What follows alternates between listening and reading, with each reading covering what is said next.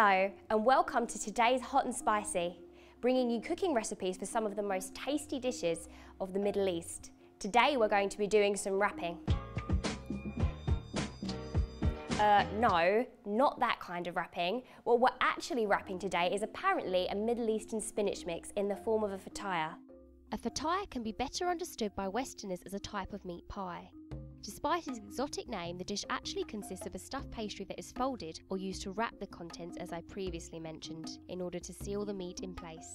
Alternatively, as seen in today's show, the pastry can also be stuffed with spinach or even cheese. The snack is traditionally Arabic and is eaten in Egypt, Lebanon, Turkey, Syria and Palestine, along with other Arab countries in the region. However, whether you travel to the Middle East to sample the dish or make it yourself at home, a Fatayer is sure to leave you so delighted that you'll be singing its praises to all your friends, or rapping them if our production team has anything to do with it.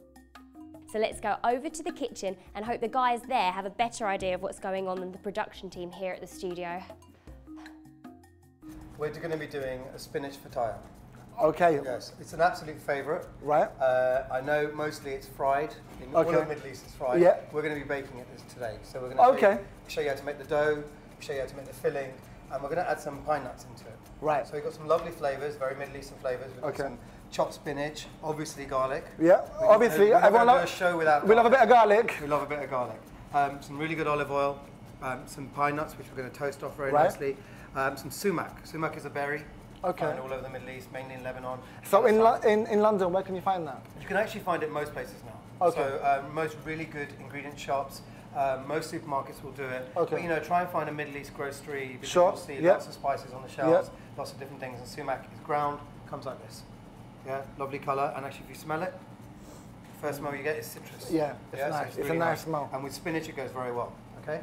You can also grate some nutmeg into this. Okay, cool. Yeah. And then we've got here lemon. We've got some lemon, some seasoning, salt and pepper. So this is our seasoning. This is a very traditional seasoning. Right. And this is kind of our main flavours. For the dough mix, you will need 1 cup or 150 grams of flour, 2 tablespoons of olive oil, a teaspoon of salt, 150 millilitres of lukewarm water, 7 grams of instant yeast. To make the filling, you will also need 1 tablespoon of olive oil, 2 cloves of garlic, 30 grams of pine nuts, 300 grams of either frozen or fresh spinach, the juice from half a lemon, a pinch of sumac, a pinch of salt and pepper, and a sprinkling of sesame seeds. Add onion to taste. A cup of flour, sifted into a bowl. Make a well. Oil, tablespoon of oil. Teaspoon of salt. So 150 ml of lukewarm water and then 7 grams of yeast, instant yeast.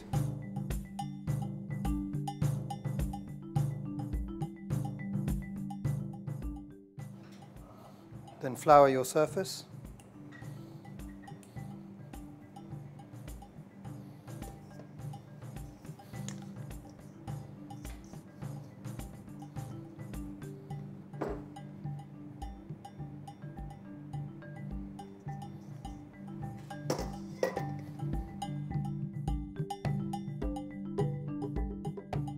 Knead it well until it stops sticking, and then into your mixing bowl.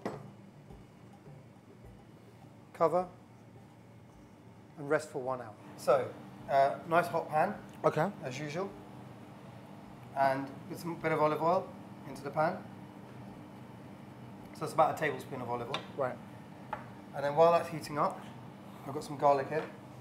Love a bit of garlic. Love a bit of garlic. Just move that out of the way. In there. So 2 cloves of garlic. So with this type of food, it's a Middle Eastern dish. Yeah. Like all the regions in the Middle East taste all the regions in the Middle East have it, and then if you go around the world, and actually it's you know, in Greece it's sanakopika, so it's you know, there's lots of different variations of it. Because people do make it differently and in different ways. You know, you can use feta inside it as well. Some regions use like labneh, you know, things like that inside it as well. So actually you can pretty much do anything you want in it. It's essentially a pastry. And the good thing is Palestinian pastry, Palestinian street food. Right. You find it all over Palestine. You know, sesame seeds on top of it. It's lovely. And the thing with Middle Eastern foods, it appeals to like vegans and vegetarians. Absolutely, yeah.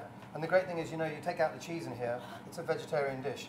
You know, most meze in Lebanon, you know, in Egypt and Syria, actually you find that, you know, it's vegetarian. A lot of it's vegetarian. Until you get to the hot meze, and then you've got lamb kibbeh and things like that. So, we've got, you know, if you're living in the UK as well, then... Yeah, fast, because everyone's so rushed, everyone's have no time, they feel they have no time to cook. Yeah. And this can show that you can make this really within quickly. 10, 15 minutes. Well, basically, yeah, I mean, even the dough, if you take out the yeast out of the dough, we've made it with yeast. Yeah. If you take out the yeast out of the dough, you can actually make it in 15 minutes, so it's great. No excuses at home, get cooking.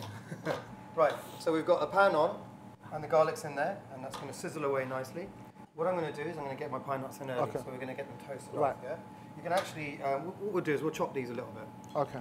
So you don't have to, you just put them in whole, but I'm going to give them a little chop. Do you, crispy, how brown do they go? You know, the thing about pine nuts is they go brown very quickly. So when you put them in the pan, they'll almost immediately start going brown. You have to be careful not to burn it. You have to be careful not to burn them, and especially, and also with the garlic. So we're going to turn that down now that that's cooked. Right. The smell of garlic, it's lovely. So I'm just going to give that a quick chop. We'll get that in.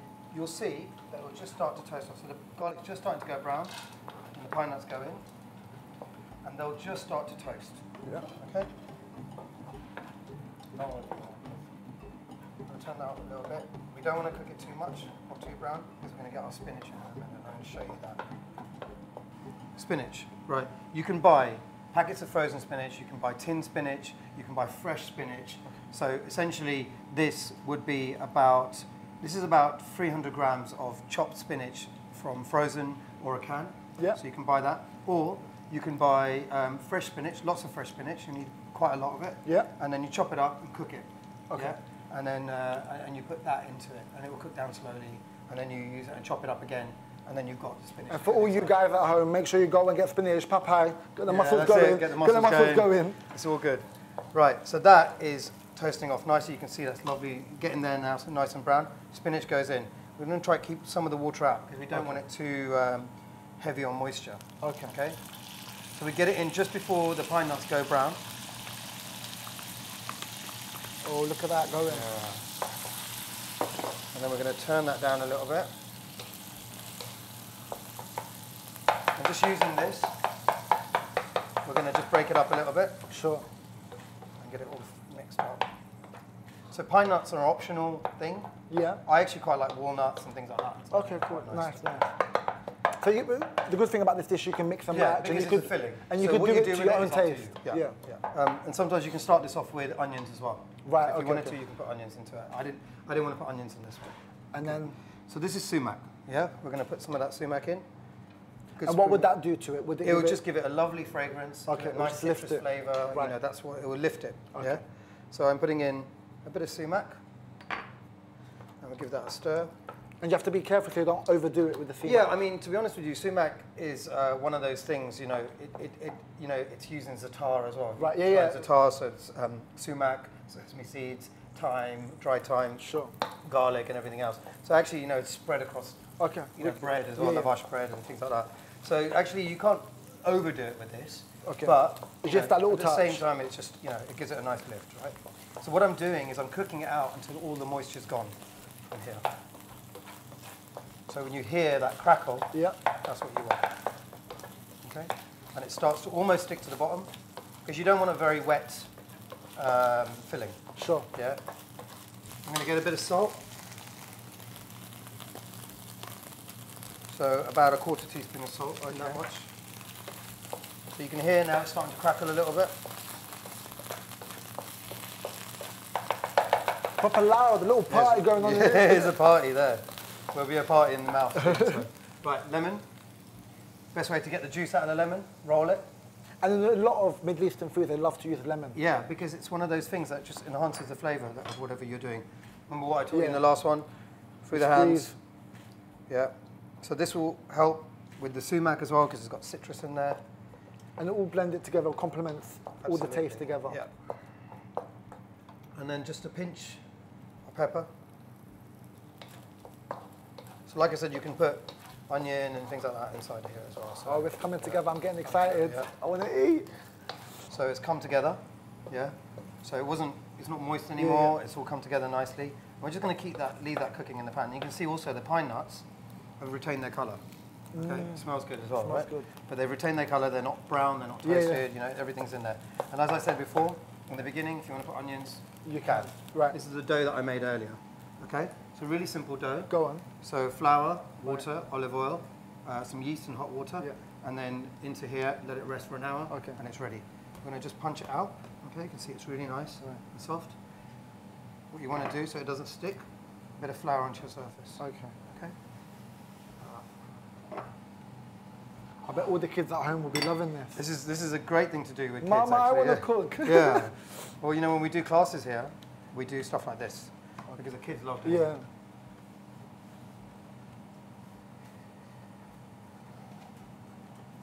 Actually, our Lebanese classes are very popular.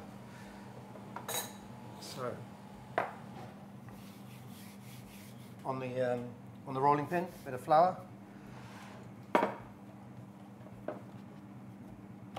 It's a good dough. You can actually even use this just as a bread as well. Yeah. Straight into a pan. It's lovely as a bread.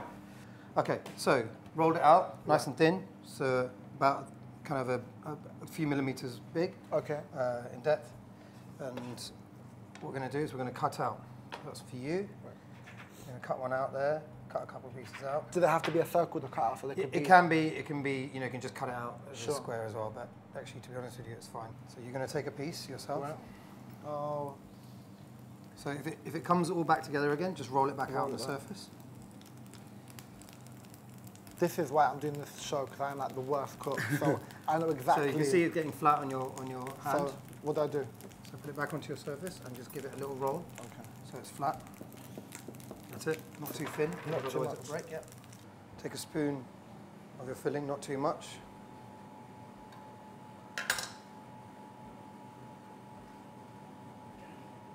Onto a flat surface so it's easier. And then you fold over your edges.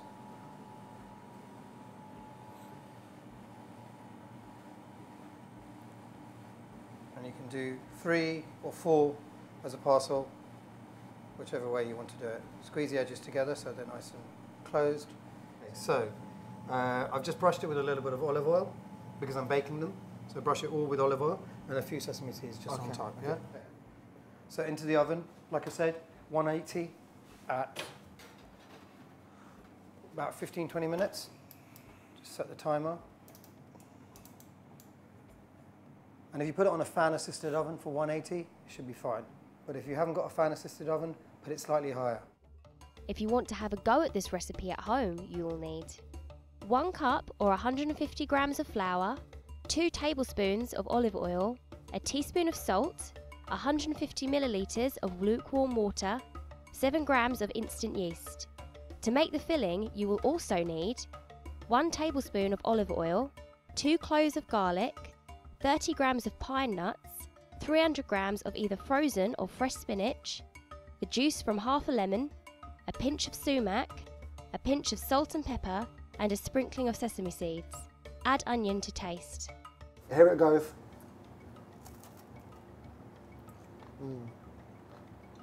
That's nice. Good, and the filling is still nice and moist inside, and the pastry is lovely and crisp. That is really, really nice. Being a Middle Eastern pastry dish, it's probably best to keep your Fatayer consumption to a small lunchtime snack. However, there are some health benefits inside this dish. The spinach filling has a high amount of vitamin A, which helps keep skin clear and healthy and maintains a low blood sugar. The pine nuts included are also a great source of protein and magnesium, a tasty way of boosting your energy when you start to feel a little tired in the middle of the day. So now you know how to make those scrumptious little nibbles, you can rustle them up at home. A Fatayer is a perfect savoury snack to have on standby if you get peckish, as although it may be small, it's deceptively filling. Please see our website for details about the show and a list of all our recipes and ingredients at levant.tv/hot and spicy. You can also check out our Levant TV Facebook, where you can be sure to find a link to our hot and spicy page. See you next time. Bye.